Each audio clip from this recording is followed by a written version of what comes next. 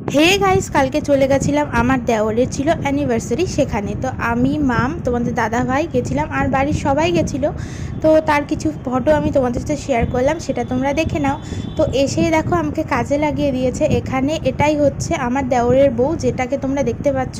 আর এখানে ও একা কোল্ড ড্রিঙ্কসগুলো ঢালতে পারছিল না, সার্ভ করতে পারছিল না, তাই জন্য আমি ওর হাতে হাতে একটু হেল্প করে দিচ্ছিলাম। তো চলে এসেছিলাম অনেক রাতে, প্রায় এখন 10:30টার মতো বাজে।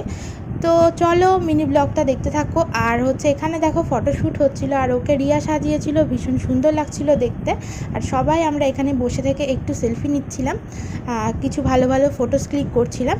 আর দেখো কিছুক্ষণ তারপর মাম্মামকে খাইয়ে দিয়ে আমরা খেতে বসে গেছি। এখানে দেখো কী কী রান্না হয়েছিল। এখানে দিয়েছিল ফার্স্টে স্যালাড, লেবু, তারপরে দিয়েছিল ভুট্টার পাঁপড় বাদাম দিয়ে ভাজা, তারপরে ভাত, মুসুরের ডাল, পটল আলুর রসা, তারপরেই দিয়েছিল মাটন, লাস্ট পাতে দিয়েছিল দই, মিষ্টি আর চাটনি, যেটা আমি ক্লিপ